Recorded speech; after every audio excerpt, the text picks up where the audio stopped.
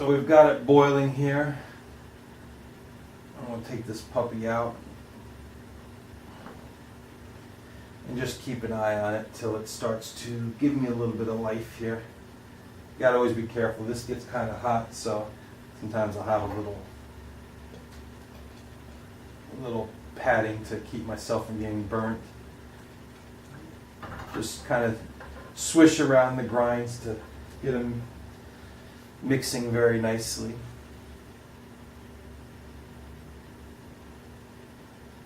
And this is the patience part of the process, which can be very relaxing at times as well. We're always in a rush, instant coffee, instant everything, whereas this is more of take your time, relax, enjoy yourself. The tradition in the Ethiopian culture is the woman does this. It's a good way. They joke with me about if you can make a good cup of coffee like this, the mother-in-law will accept you. But if you fail at it, the mother-in-law thinks you won't be a good wife. And so it's just an Ethiopian tradition that they have. The men typically don't do this, but again, I love culture, and I love people's traditions, and I try to learn them and experience them in the fullness. It's all a better way of experiencing humanity at its fullest. So I'm starting to get a little smoke here, so I'm going to lower the flame very quickly here so it doesn't burst out on me here. And we're getting closer to the end here of having this cup ready. So this becomes, a little bit of a waiting game, and you want to make sure that you don't miss it, because otherwise, as I say, you'll have coffee everywhere and you'll be doing a nice healthy cleanup.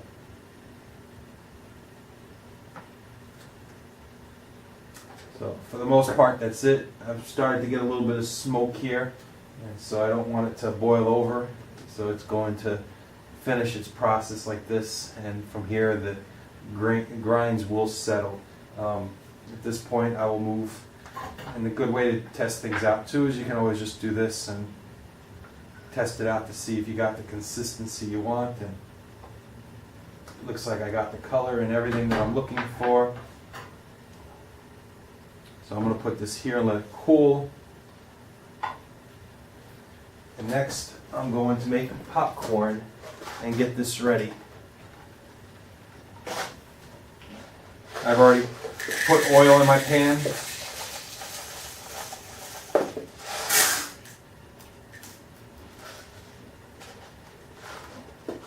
I've got the pan ready to go. I bought this cool little popcorn mix set at the Sur La table in King of Prussia.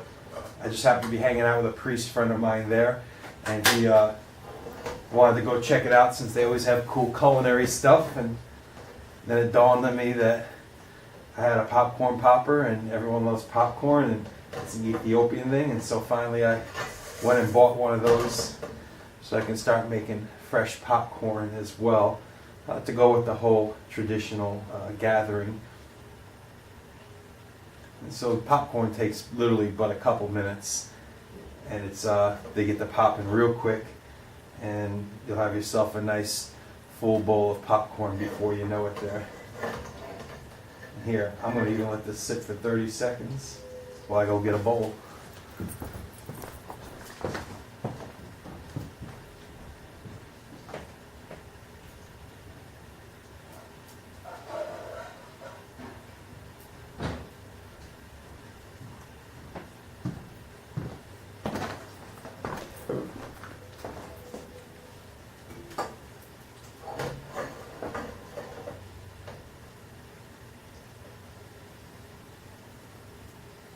Again, the goal is to just relax when you're doing these things.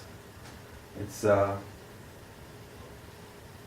nice quality experience, authentic, doesn't come out of a microwave oven or a fast food place, but everything is just made from scratch with the best authenticity.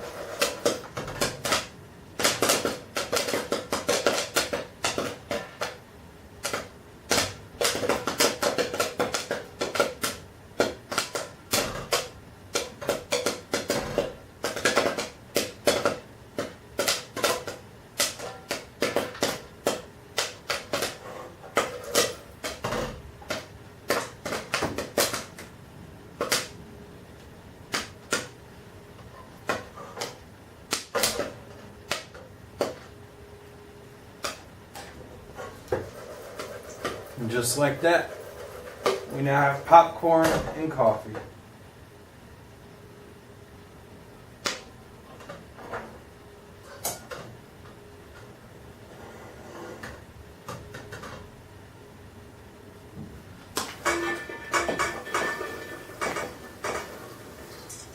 Pretty much everyone gets popped as well, which is what's even cooler about these fresh poppers. There's no surprises.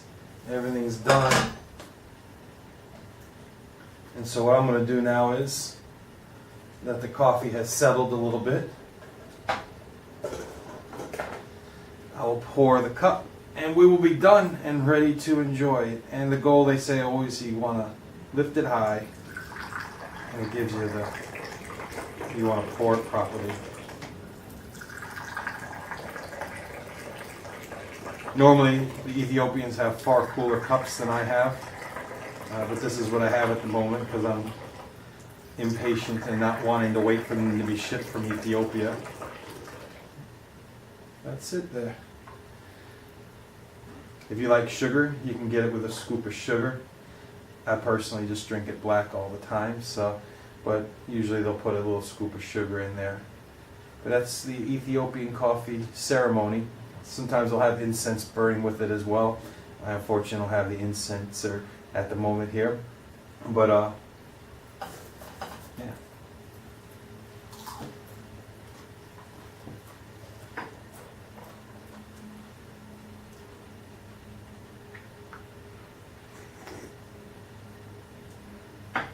Perfect.